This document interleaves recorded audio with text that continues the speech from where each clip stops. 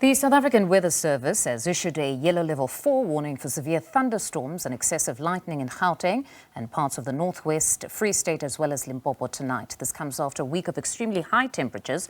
Johannesburg Emergency Services have urged residents in vulnerable areas to take necessary precautions to stay safe. EMS spokesperson Mulaudzi joins us now for more on this story. Good evening, Mr. Mulaudzi. Thank you very much for joining us on the program. So after contending with extremely high temperatures over the weekend, we're now expecting these thunder showers. Just talk us through your preparations for this inclement weather. Good evening and evening to the viewers. Yes, we are on high alert overnight.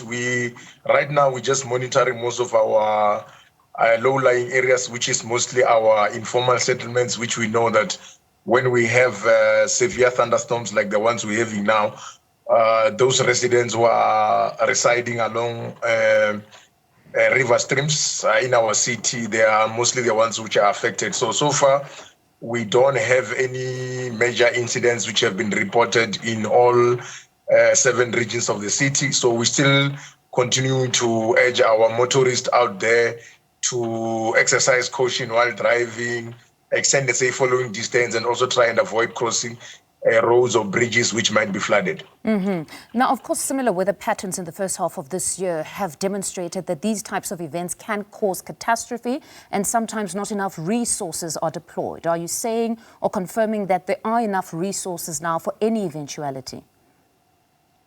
Yeah, from our side, we've got all our 29 fire stations fully operational. We also have an additional specialized unit, which is our aquatic rescue unit, which is a unit which responds to water-related emergencies, which is on high alert right now. So from our side, Nomfundo, we are ready to respond to all the emergencies which might occur overnight. So you've given at least a few safety tips for motorists. What should perhaps residents do? Because I'm sure at some point you could possibly be inundated with calls, distress calls. So if you're unable to reach certain people in their homes, what would be the tips for them to stay safe?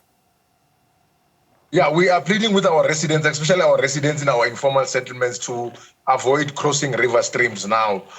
Instead, they must use the designated pedestrian bridges as and when they're conducting their activities. And also, most of our residents, we have actually trained them in terms of disaster preparedness. They will be able to alert other, neighbors to evacuate, to move to higher ground, as and when there's a need for us to do so. We've got our disaster management monitoring teams also in all 7 regions of the city. So we urging our residents who might be stranded overnight to call our emergency call center on 011 375 5911. Now, just in closing, you've touched there on the evacuations. Of course, this is not your competency, but have you had discussions with relevant stakeholders already to ensure there is alternative location for those who might need to evacuate throughout the night?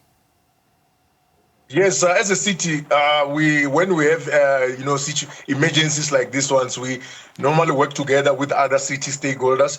So working together with other city stakeholders, we should be able to have some emergency shelters which can be organized for the residents who might be stranded overnight. All right. Mr. Mulaudzi, thank you very much for that update. That was EMS spokesperson Mulaudzi.